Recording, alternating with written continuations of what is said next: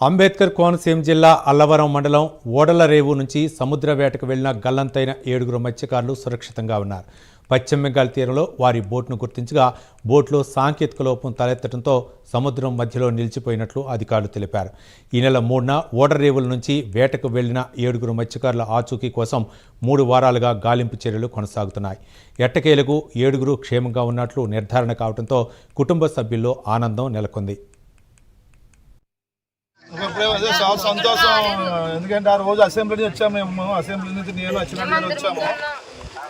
వచ్చి మీకోసం అన్ని ఏర్పాట్లు చేయాలని ప్రభుత్వం అన్ని రకాలుగా. మత్స్యకారుల కుటుంబ సభ్యులతో మంత్రి అచ్చెన్నాయుడు ఫోన్లో మాట్లాడి ధైర్యం చెప్పారు. అమలాపురం ఎమ్మెల్యే ఆనందరావు కుటుంబ సభ్యులను కలిసి వారి ఆనందాన్ని పంచుకున్నారు.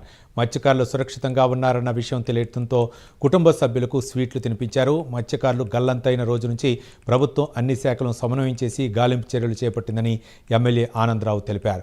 7 మత్స్యకారులను పశ్చిమ బెంగాల్ నుంచి స్వస్థలమైన ఓడరేవులకు సురక్షితంగా తీసుకొచ్చేందుకు చర్యలు చేపట్టామని, త్వరలోనే కుటుంబ సభ్యుల వద్దకు చేర్చుతామని చెప్పారు. చంద్రబాబు ప్రభుత్వం మత్స్యకారులకు ఎల్లప్పుడూ అండగా ఉంటుందని ఎమ్మెల్యే ఆనందరావు స్పష్టం చేశారు.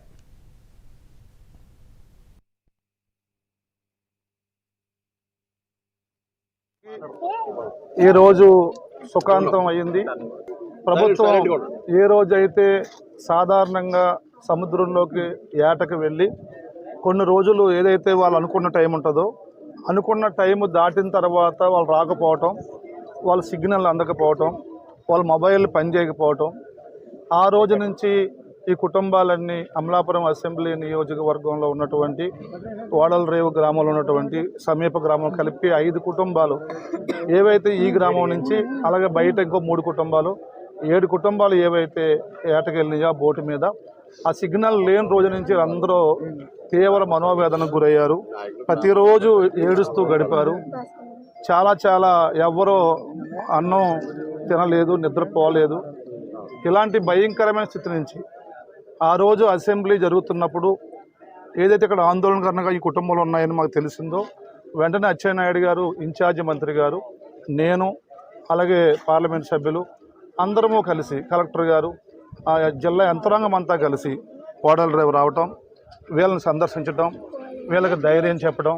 ఇప్పుడు గంటలో వస్తారు వారిని తీరానికి గంటలో వస్తారు. ఒక బోట్ లాక్ వస్తుంది. బోట్ని వచ్చిన వెంటనే ప్రభుత్వం ఏర్పాట్లన్నీ చేస్తుంది. చాలా త్వరగా వచ్చేస్తారు. ఈ 1 గంటకి అంబేద్కర్ కోనసీమ జిల్లా ఓడలరేవు నుంచి సముద్ర వేటకు వెళ్లి గల్లంతైన 7 మత్స్యకారులు సురక్షితంగా ఉన్నట్లు అధికారులు నిర్ధారించారు. ఈ నెల 3న ఓడలరేవు నుంచి వేటకు బయలుదేరిన మత్స్యకారుల బోట్లో సముద్రంలో సాంకేతిక సమస్య తలెత్తింది. దీంతో బోటు పశ్చిమ బెంగాల్ తీరం వైపు చేరుకున్నట్లు అధికారులు తెలిపారు.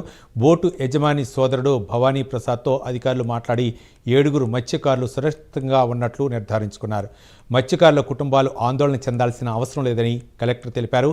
పశ్చిమ బెంగాల్ నుంచి 7 మత్స్యకారులను సురక్షితంగా ఓడలరేవుకు తీసుకొచ్చేందుకు అధికారులు చర్యలు చేపట్టారు.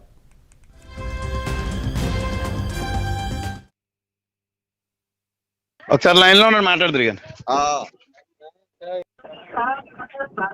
రాంబాబు.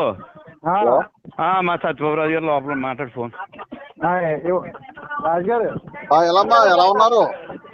బాగున్నాను సార్. ఇప్పుడు ఎక్కడ దొరికారు మీరు? ఏమండి దిగా కలకత్తా సైడ్ అండి. కలకత్తా సైడా? ఎన్ని గంటలకి దొరికారు? మాకు ఈ రోజు పొద్దున్న 11-12 కల్లా వచ్చారండి వాళ్ళు మా ఇంటికి. ఎవరు? వేరే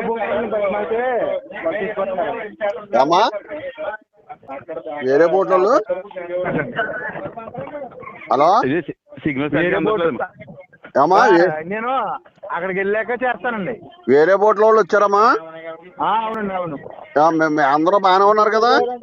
బాగానే ఉన్నాం సార్, బాగానే ఉన్నాం. అందరూ బాగానే ఉన్నారు. పోలే, చాలా సంతోషం అమ్మా. Okay sir, thank you sir. ఉంటారా రాంబాబు? అలాగండి. అందరూ నువ్వున్నావని ధైర్యంగానే ఉన్నారు. రాంబాబు బోట్ లో ఉన్నాడు, ఏమవుతున్నారు అలాగే నిలబెట్టావు. ఏమైందమ్మా? అసలు ఏమైంది? ఏమ్మా అసలు గేర్ బాక్స్ రిపేర్ వచ్చిందండి. ఏమైంది అసలు? గేర్ బాక్స్ రిపేర్ అండి. ఆ, ఆ? ఇంజిన్ రిపేర్ అండి. Engine repair. ఇంజిన్ ఆగిపోయిందా? అవునండి, అవును. అప్పటి నుంచి అలాగా కలకత్తాకి వెళ్ళిపోయారా? అవునండి, అవును. ఇన్ని రోజులు వచ్చామండి. అన్ని సరిపోయినాయి, భోజనాలు అన్ని ఇబ్బంది ఏమి అవ్వలేదా? ఇబ్బంది పడ్డామండి, భోజనాలు లేవు. భోజనాలు ఎన్ని రోజుల నుంచి? 3 రోజుల నుంచి లేవండి. అంటే అబ్బబ్బా. ఉన్నాయి అలాగా 2 రోజులకి సరిపడగా ఉంటున్నాం. ఆ.